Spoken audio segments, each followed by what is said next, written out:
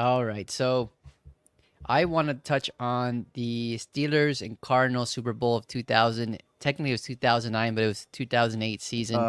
Yeah, break my heart. Uh, Here we I go. know the Sixburg, right? It's what you love to Oh hear. man. So it was the first Super Bowl appearance for Mike Tomlin, right? So of course we know that what's the Steelers had been to the Super Bowl. I think it was in '05 with Big Right. Ben, and won the Super Bowl at that time. So and that was against the Seahawks, I believe. So of course Bill Cowher retires. They get Mike Tomlin to come in and coach the team, and nobody knew what they were getting in terms of a coach, right? Mike Tomlin was with the Bucks Right. as a defensive backs coach, I believe, and I mean he just ended up becoming probably one of the most consistent winning coaches that we've seen today. So that was interesting to see, and of course that was Mike Tomlin's first Super Bowl win. The great thing on the other side with the Cardinals, right? It was the Cardinals' first time in the playoffs since 1998, and they had never been to a Super Bowl previously, right? I think they had just won a NFL championship at that time, prior to the Super Bowl era. So it was really cool. I mean, it was an exciting time. If you even if you weren't a Cardinals fan, you were just rooting for the Cinderella team, and I remember that's what they considered them, right? People Right. were labeling them NFL Cinderella team. So it was cool, and then uh, Larry Fitzgerald, that's where he emerged. That's where he became the superstar, the Hall of Famer, right? I mean, he That he deserved game. he deserved every credit from there on out. And it wasn't the last time, right? There was another instance where the Cardinals made the playoffs, made the NFC Championship, and he performed again, all over again.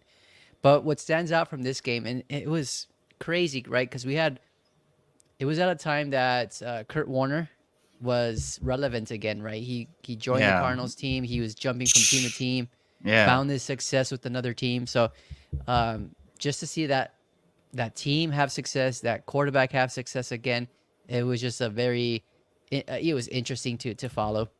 Honestly, it Um, was a beautiful thing because it's yeah, just one of those rare moments. And like as he got older, especially the Cardinals, he used a glove. And yeah, that's unorthodox, right? So it's like, damn, like what's he doing? He's got, and then he was like, yeah, I started doing it in practice, and I feel comfortable. And then that year, he wore a glove while throwing. Like that was wild. yeah. It looked weird, but it worked for him, Yeah, right?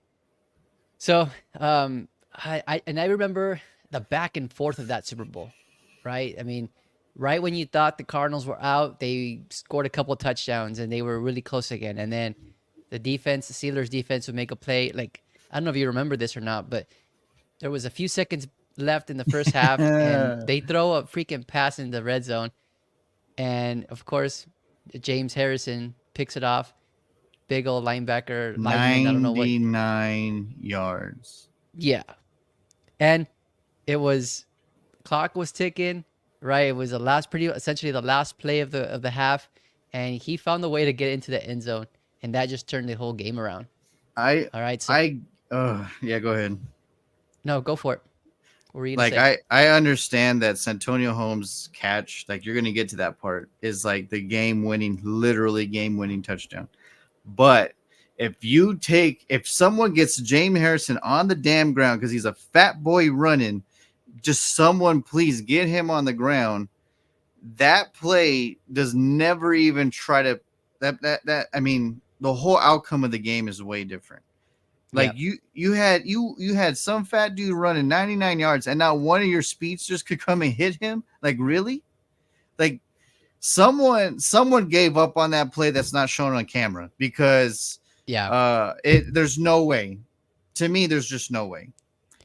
No, I agree with you. I think most of the team was probably just like letting it go, right? Oh, Yeah, like somebody will oh, catch up. like So yeah, Fitzgerald will get him. Like no, like dude, hustle your ass because no big boy should go from 99 to 90, like all the way down, and he's like tiptoeing, like not you can't just push him out of bounds. Like there's no way. yeah, I mean, he was running on that sideline. All you gotta do is just push Yes, him. yes. And it didn't happen. And that was essentially a 7 point swing that could have still been in their favor, and they Oh lost by yeah. what?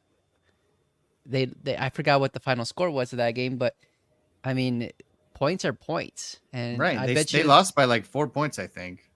and those players that didn't run after that ball, didn't hustle, I bet you that's the biggest regret they have in their career if they didn't win a Super Yes, Bowl. like yeah, because they were just like, oh man, oh damn, oh someone get him. Like no, dude, like you're in the biggest moment in the biggest game ever of your life. So, you know, we're talking about memorable moments and memorable games, right? So, memorable moments for this game specifically is that play, James Harrison picking that ball off, running practically 100 yards the other way for a touchdown.